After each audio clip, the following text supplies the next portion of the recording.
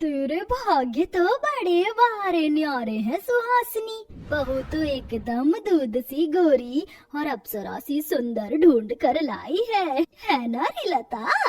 अरे मेरी तो नजर ही नहीं हट रही, ऐसा लगता है जैसे चांद की चांदनी पी गई हो। इतनी सुंदर तो आज तक मोहल्ले में किसी की बहू नहीं आई है। तु तु तु तु तु सबकी आंखों में धूल पड़े, क्यों मेरी नई नवेली बहू को नजर लगा रही हो?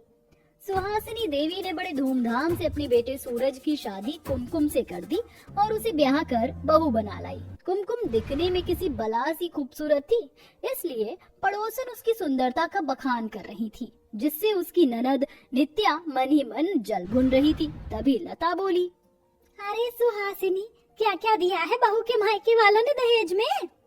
तभी सबकी नजर दहलीज पर खड़ी दुल्हन के हाथों में आईने पर टिक गई, जिसे देख पड़ोस ने मुंह बिचका कर बोली, बस ये एक पुराना सा आईना लाई है तेरी बहू।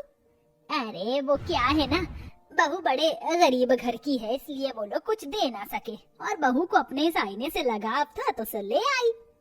अरे जाने दे, हुर्सी बहू आ गई है, इसका तो सोने सा रूप ही लाखों के दहेज के ऊपर है। अपने खूबसूरती के बखान को सुनकर द्वार पर खड़ी कुमकुम उस आईने को एकटक निहारते बीते दिनों में खो सी गई। कुमकुम काले रंग की कुरूप दिखने वाली गरीब रामा और गंगा की इकलौती बेटी है, जिसका काले रंग की वजह से हर बार ही रिश्ता कट जाता। ऐसे में लोग उसके गरीब माँ बाप को बड़े ताने मारते थे। इस बार भी कुमकुम को लड़के वाले देखने को थे, इसलिए वो बड़ी असमंजस में थी। माँ, ये तो धोखा देना हुआ। इस तरह से रिश्ता जोड़कर क्या आपकी बदसूरत बदनसीब बेटी खुश रह पाएगी? देख बिटिया, आज की दुनिया बस सुंदरता ढूंढती है। हमारे खातिर आज इस तरह सज संवर कर अपना ये काला रूप छिपा ले। कुमकुम अपने काले रंग पर सज श्रृंगार करके लड़के वालों के सामने आ गई। लीजिए, आ गई हमारी कुमकुम बहन जी। तभी मोहिनी बड़े गौर से कुमकुम को घूरती हुई बड़बड़ाई, लड़की का चेहरा कुछ ज्यादा ही चमचमा रहा है, एक बार देखती हूँ। मोहिनी ने कुर्सी से उठकर जैसे कुमकुम का मेकअप छुड़ाया तो काला रंग देखकर तमतमा कर उसके गरीब माँ बाप को सुनाने लगी, राम राम राम, तुम दोनों ने अपनी काली कलूटन बेटी का रंग छुपाकर उसे हमें दिखाया। मैं तो तभी समझ गई थी जब कल्लो क्रीम पाउडर पोत कर आई थी। एक पल को मैं भी धोखा खा गई, मगर ये तो काली अमावस्या है। न चलो उठ श्याम। बेचारा गरीब बेबस पिता मोहिनी के पैरों में गिर पड़ा। बहन जी, मेरी बिटिया को मत ठुकराइए। रंग की धनी नहीं मगर हीरे जैसा मन है उसका। एक गरीब की बेटी को अपनाकर आप भी पुण्य कमा सकती हैं। मेरी मति थोड़ी मारी गई है जो मैं इस कोयले खादान को बहू बनाऊं? इस बार भी कुमकुम को ठुकरा दिया गया। वह दुख भरे मन से घर से निकलकर एक कचरे के ढेर के पास एकांत बैठकर रोने लगी।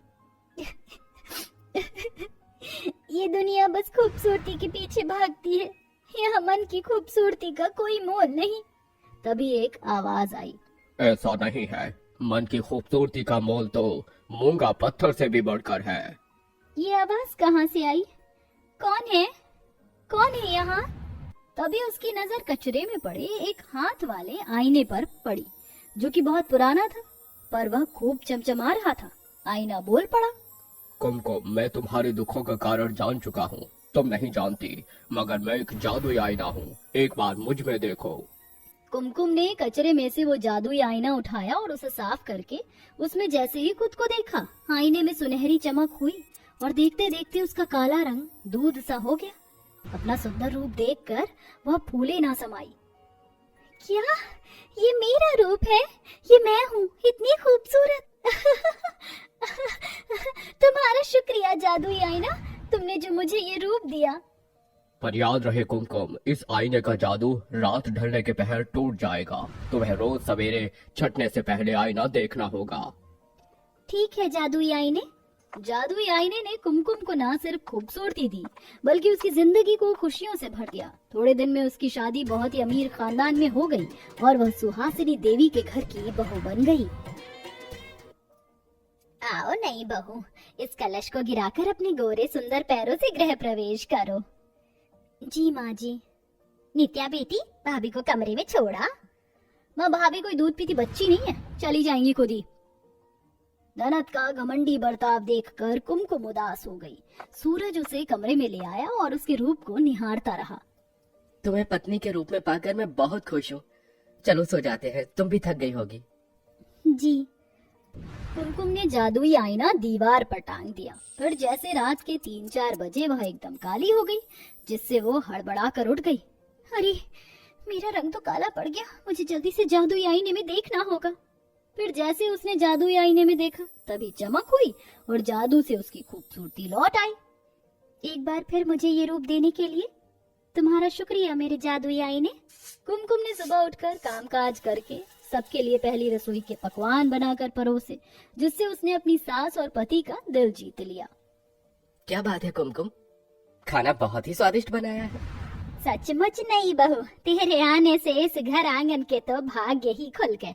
रूप से लक्ष्मी और हाथों में साक्षात मां अन्नपूर्णा का बसेरा है। ये लो तुम्हारा शगुन। शुक्रिया माँ जी। सुहासिनी ने शगुन में कुमकुम को जैसे ही हीरे का हार दिया, नित्या वह देख कर जल गई और खिसियाहट से खाने की टेबल से उठकर पैर धमकती कमरे में चली गई। जैसे देखो कुमकुम भाभी की सुंदरता का बखान किए हुए है और माँ और भाई तो ऐसे तारीफ कर रहे हैं जैसे वो हूर की परी हो। उसके आने से पहले तक मैं गोरी और सुंदर थी। यही कारण था कि नित्या कुमकुम से चिढ़ा करती थी। इसी तरह से दिन गुजर रहे थे। नई बहू की सूरत हर आधी रात बीतने के बाद काली हो जाती। फिर वो जैसे जादुई दर्पण में देखती तो खूबसूरत हो जाती। फिर एक दिन देर रात तक सूरज काम करता रहा। जी आप जब से आए हैं काम कर रहे हैं, अब सो भी जाइए।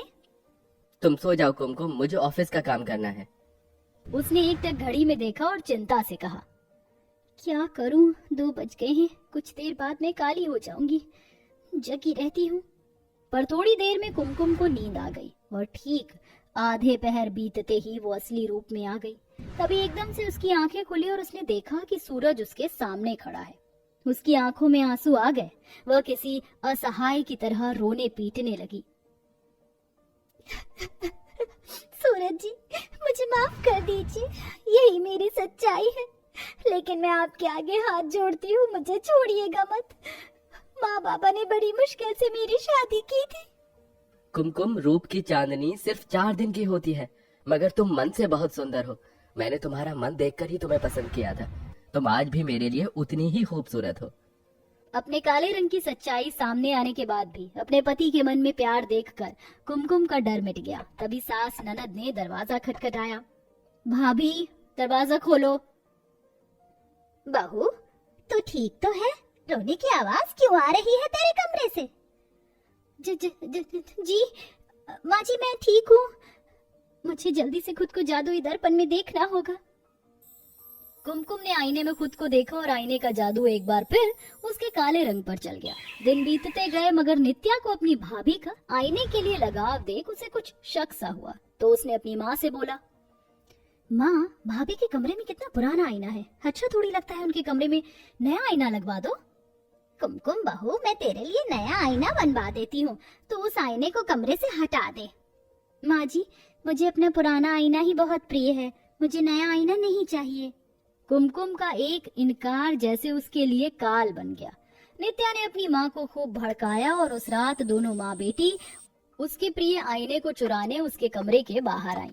रात के 3 बज रहे थे कि तभी कमरे के बाहर से कुमकुम का काला रंग देखकर सुहानी को बड़ा धक्का लगा। इधर जैसे कुमकुम ने आईना लिया, इतने में दरवाजे से सास ननद अंदर आ गई। सास जोर से चिल्लाई, हाय राम, ये तो काली कोयला है। सास के अचानक चिल्लाने से डर से कुमकुम के हाथ से जादुई आईना गिरकर टूट गया। मुझे तो पहले ही पता था कि कुछ तो गड़बड़ है। देखा माँ, आपके साथ धोखा हुआ है।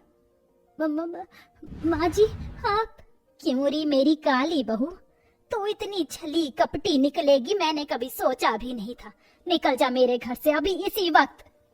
तभी सुहासिनी के सर में बहुत तेज दर्द हुआ और वह जमीन पर गिर गई। डॉक्टर ने सुहासिनी की जांच पड़ताल कर बताया, देखिए, इन्हें फर्स्ट स्टेज का कैंसर है, आपको इनकी देखभाल करनी होगी।